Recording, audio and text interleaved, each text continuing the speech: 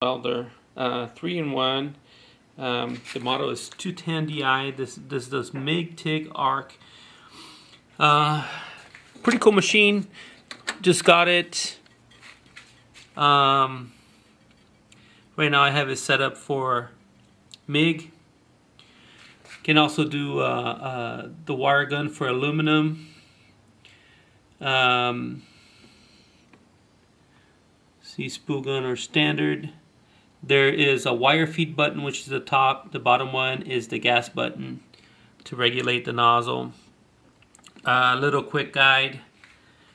Guys, this is not a smart machine like smart cell phone nowadays, you know, like where you just you buy it and does everything for you. You gotta practice. You gotta get a hang of it, maybe take some classes. But not a bad machine. I really like it. So the 3-in-1, since this is a TIG, it does not have a pedal, so it's just a touch TIG. Very hard to do the beats. It's kind of almost like a continuous beat. It's not bad, but very hard to get the collar. If I could not get the collars or the very defined beats on the machine. The manual kind of sucks, but I think it does that mostly so you can learn and get used to the machine. So, in other words, it's, like I said, it's not a smartphone that does everything for you. So let's turn the machine on. It does. I'm hooked up to 220 right now. Plugs is a 3-prong plug. This is the adapter. It's a little bit smaller. Specific name for it that I forgot, but so you turn it on back here. Let me just go over, because this was kind of, so I'm going to be playing with it. Let me just take the ground out so I'm not trying to weld anything here. So this is the negative electrode, this is the positive. So on arc, you basically have amperage settings.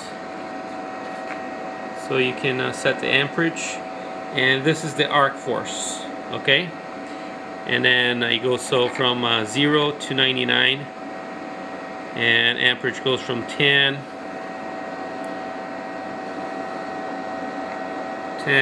all the way up to 210. I do most of my stuff at 90 and 25.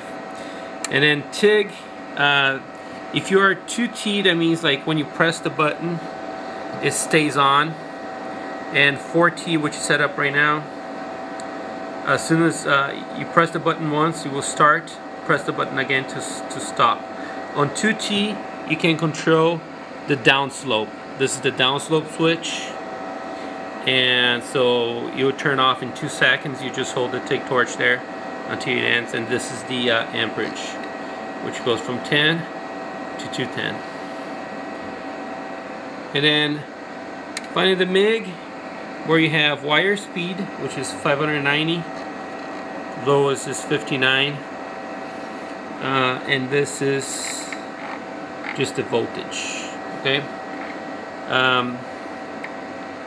I usually am welding, been welding a lot of 16 gauge at anywhere from 150 to 196 wire speed, 14-15 volts with the .035 wire, and 2575, that'd be argon CO2 or CO2 argon.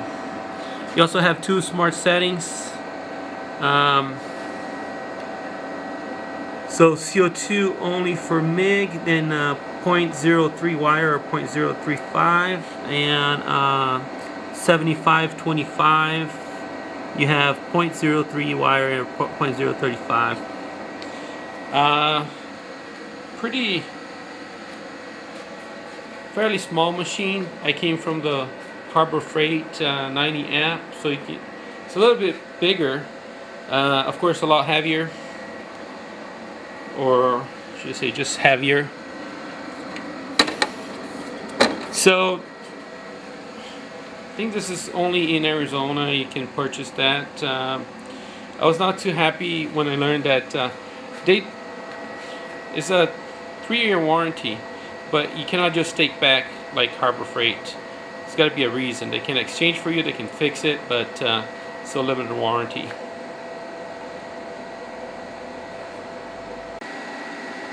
It does come with a mid-range regulator. I'm happy with it, no complaints. The TIG gun I had to buy separately, and I think it was like $105. Just the button. I'm not complaining. Paid $9.59 for it. Not a bad machine. Some specifications in the back, and then the door, as you said, as you see. This is the arc gun. I'd say medium to heavy duty for something this size. Or medium duty is more correct. Here's the ground. I'll show you the gun. And everything I've seen so far is exchangeable with the Harbor Freight or most, except this is just pressed in. But everything else, the nozzle, the wires, you can exchange with or buy spare parts in the Harbor Freight. Nice. I like the trigger. No complaints on the gun, the angles, everything. A lot better than the Harbor Freight. And here's the ground clamp. And as far as the power plug, it's 110 or 220. The 145i, which is the smaller version of this, I believe is only 110. And the plug, it's called a 50 amp flush. It's a little bit smaller than the regular 210. So it's like the size is between like a 110 and a 220, like oven plug. So, but pretty standard for welders. That's pretty much what welders come in. But then again, not a bad machine. Build is okay. Made in China. By the way, the seller, real nice guy. He told me that the thing that can fry on these modern machines is more like the main board. It's $200 for the main board if you need to buy. After the warranty's up, it's like 3-year warranty.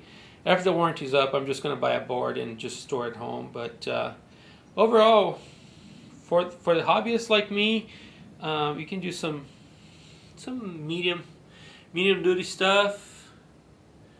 I think almost up to 1/2 inch. Welding. Very finesse on the TIG with the TIG torch. Pretty much replaces the oxygen acetylene torch. Real fast MIG. I was trying to do art when I first started with the MIG, and then I realized it's just like fire it up and go. I built that cart in no time. Once the cutting was done and all the cart was in place and everything, was real fast welds. Machine welds really fast.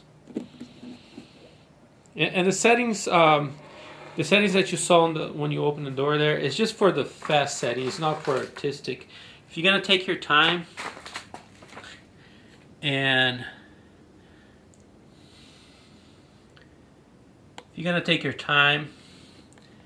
it's a lot lower settings. So those settings are just for like fast. Get it out of the box and get it going. No playing around.